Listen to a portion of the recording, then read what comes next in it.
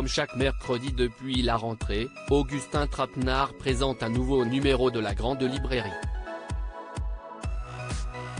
Ce mercredi 25 janvier 2023, dès 21h sur France 5, celui qui a remplacé François Boussonnel à la tête du programme littéraire consacre son émission à la vérité.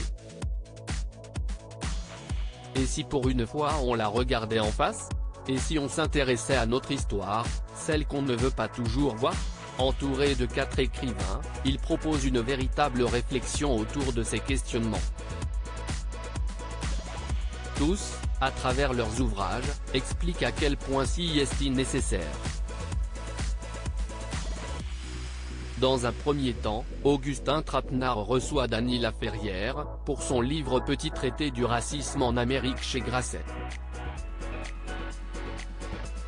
Dans ce livre, l'auteur se concentre sur ce qui est peut-être le plus important racisme du monde occidental, celui qui dévore les États-Unis. Les Noirs américains, 43 millions sur 332 millions d'habitants au total, plus que la population entière du Canada. 43 millions qui descendent tous de gens exploités et souvent martyrisés. 43 millions qui subissent encore souvent le racisme. Loin d'organiser une opposition manichéenne entre le noir et le blanc, précisément, Dany Laferrière précise, on doit comprendre que le mot noir ne renferme pas tous les noirs, de même que le mot blanc ne contient pas tous les blancs. Ce n'est qu'avec les nuances qu'on peut avancer sur un terrain si miné. La Grande Librairie, qui sont les invités ? Autour de la table, on retrouve aussi Colson Whitehead, pour son livre Harlem Shuffle chez Albin Michel. Petites arnaques, embrouilles et lutte des classes. Il dresse la fresque irrésistible du Harlem des années 1960.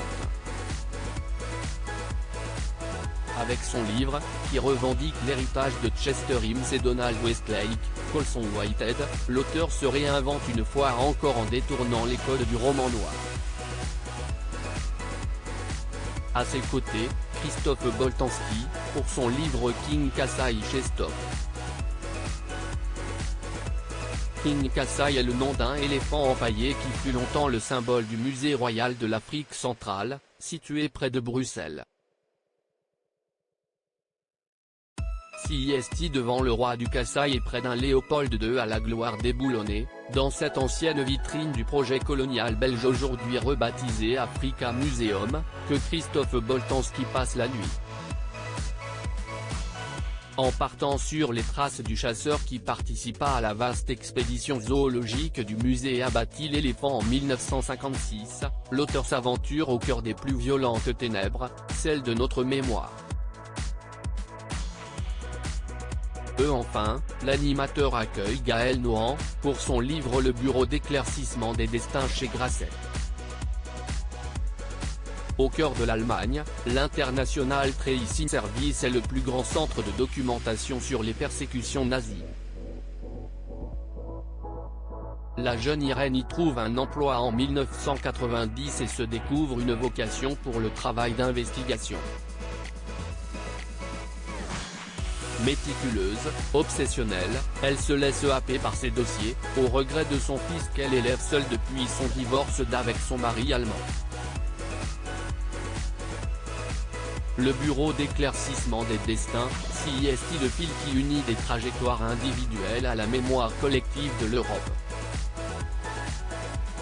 Une fresque brillamment composée, d'une grande intensité émotionnelle, où Gaël Nohan donne toute la puissance de son talent.